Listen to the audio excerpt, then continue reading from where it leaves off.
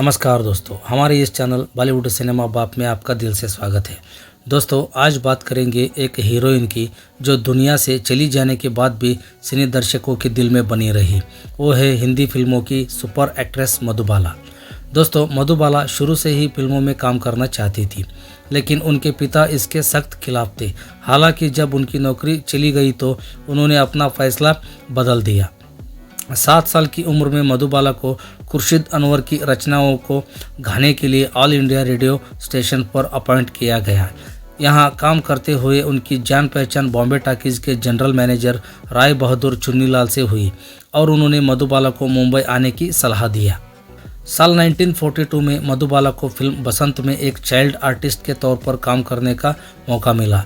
यह film box office पर जबरदस्त हिट रही थी और इस फिल्म में मधुबाला की काम की खूब सराहना भी हुई थी।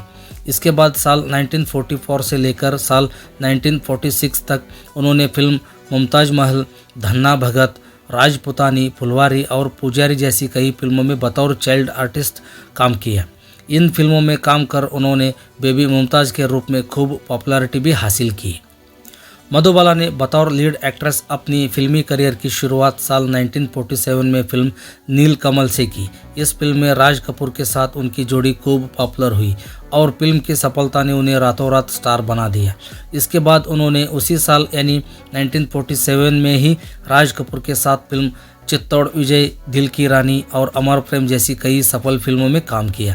इसके बाद वह फिल्म लाल दुपट्टा, फारस, सिंगर, पराई आग और धुलारी जैसी कई सफल फिल्मों में नजर आई। साल 1949 में उन्होंने भारतीय सिनेमा की पहली हॉरर फिल्म महल में काम किया। यह फिल्म अशोक कुमार के साथ मधुबाला की पहली फिल्म थी और फिल्म ने बॉक्स ऑफिस पर हिट साबित हुई। साल 1950 में उन्होंने फिल्म बेकसूर में काम किया, जो उस साल की सबसे ज़्यादा कमाई करने वाली बॉलीवुड फिल्म बनी। साल 1951 में उन्होंने फिल्म हंसते आंसू, बादल और सैया में काम किया, जो बॉक्स ऑफिस पर हिट फिल्म साबित हुई। इसके बाद उसी साल 1951 में फिल्म तराना में मधुबाला ने पहली बार दिलीप कुमार के साथ काम किया। इस फिल्म में उनकी जोड़ी की खूब सराहना हुई और इसके बाद दोनों फिल्म संग दिल, अमर और मुगले आजम में भी साथ नजर आए थे।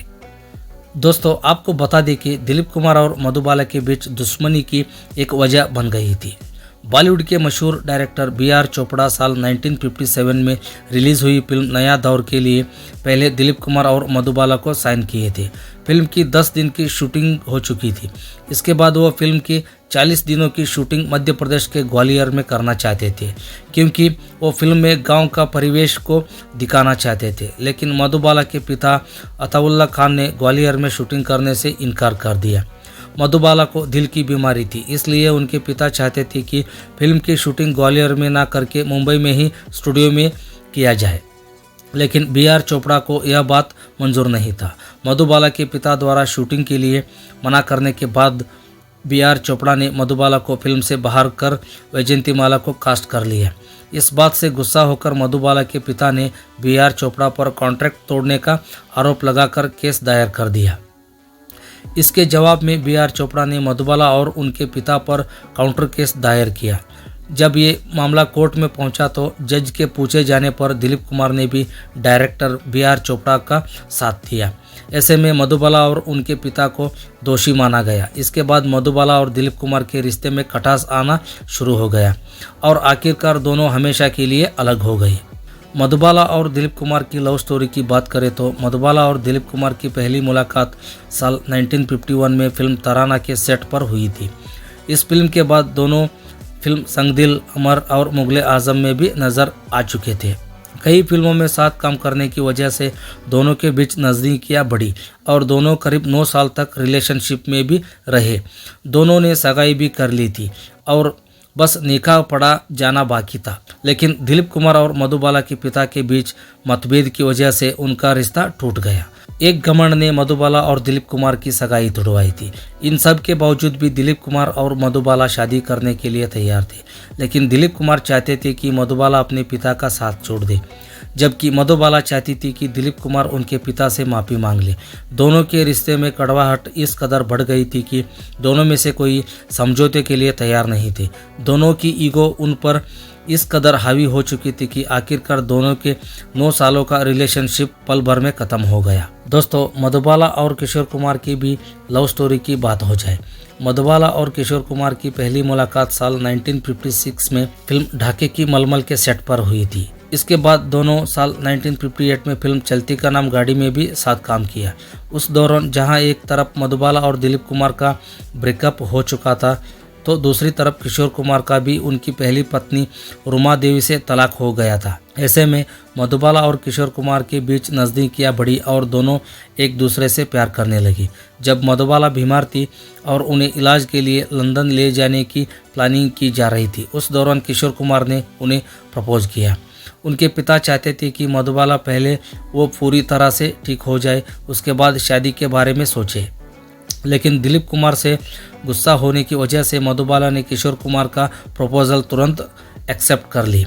साल 1956 में मधुबाला ने किशोर कुमार से शादी कर ली और उस समय मधुबाला सिर्फ 27 साल की थी। शादी के बाद भी दोनों फिल्म महलों के ख्वाब, झुमरू और हाफ टिकट में नजर आए थे। 40 के दशक की एक ऐसी एक्ट्रेस थी जिसकी खूबसूरती को लोग आज भी याद करते हैं, जिन्हें कभी वीनस ऑफ इंडियन सिनेमा कहा गया तो कभी उन्हें दी ब्यूटी ऑफ ट्रेजेडी के नाम से भी पुकारा जाने वाली मधुबाला का जन्म 14 फरवरी 1933 को दिल्ली में हुआ था। बचपन में उनका नाम मुमताज़ जहां देलवी था। फिल्मों में आने से पहले उन्होंने अपना नाम बदलकर मधुबाला रख लिया था। उनका यह नाम उन्हें बॉलीवुड की लीजेंडरी एक्ट्रेस देविका रानी ने रखा था। बचपन से ही उनके दिल में छेद था और इस बीमारी की वजह से डॉक्टर ने उन्हें ज़्यादा से ज़्यादा आराम करने की सलाह दी थी। लेकिन घर की इकोनॉमिकल कंडीशन अच्छी नहीं होने की वजह से उन्होंने बहुत छोटी उम्र में ही काम करना शुरू कर दिया था। मधुबाला के पिता का नाम अताउल्लाह खान और माता का नाम आयशा बेगम था। मधुबाला के पिता अताउल्लाह खान शुरुआत में पेशावर पाकिस्तान में एक तंबाकू फैक्ट्री में काम करते थे। नौकरी खोने के बाद उनके पिता पहले दिल्ली और बाद में मुंबई पहुंचे। इसी दौरान मधुबाला का जन्म दिल्ली में हुआ था। साल 1944 का समय उनके परिवार के लिए बहुत ही दुखद था।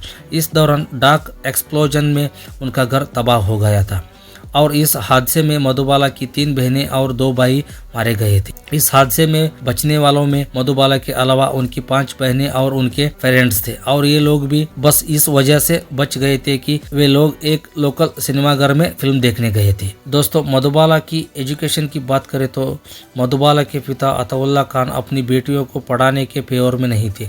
यही वजह रही कि मधुबाला और उनकी बहनें पढ़ाई नहीं की। मधुबाला खुद से ही उर्दू और हिंदी पढ़ना और लिखना सीखी, लेकिन वो अंग्रेजी का एक शब्द भी नहीं बोल पाती थी। मधुबाला को शुरू से ही फिल्में देखना बहुत पसंद था और वह अपनी माँ के सामने फिल्मों के कुछ सीन का नकल करती रहती थी। इसके अलावा उन्हें डांस करना भी बहुत पसंद था। दोस्तों, मधुबाला के फिल्मी अवार्ड की बात करें तो मधुबाला के समय अवार्ड सेरेमनी बहुत कम हुआ करती थी, इसलिए उनके नाम कुछ खास अवार्ड नहीं है। लेकिन साल 1960 में फिल्म मुगले आजम के लिए उन्हें बेस्ट एक्ट्रेस के तौर पर फिल्म फेयर अवार्ड के लिए नॉमिनेट किया गया था। इसके अलावा साल 1952 में अमेरिकी मैगजीन थिएटर्स आर्टिस्ट द्वारा मधुबाला को the biggest star in the world के खिताब से भी सम्मानित किया गया था। उन्होंने 36 साल की उम्र में 23 फिल्में की थी और उन्हें बॉलीवुड में काम करने के प्रति उनकी प्रतिभा और समर्पण के लिए याद किया जाता है। 23 फरवरी 1969 में इस दुनिया से चल बसी। दोस्तों, आज का एपिसोड समाप्त हुआ। मिलते हैं अगले एक नई वीडियो के साथ। आप हमारे इस चैनल को सब्सक्राइब करो, वीडियो को लाइक करो, अपने यार दोस्तों में साझा करो और बेल आइकन प्रेस करो ताकि हमारी हर वीडियो की नोटिफिकेशन आप तक पहुंचती रहेगी। धन्यवाद दोस्तों।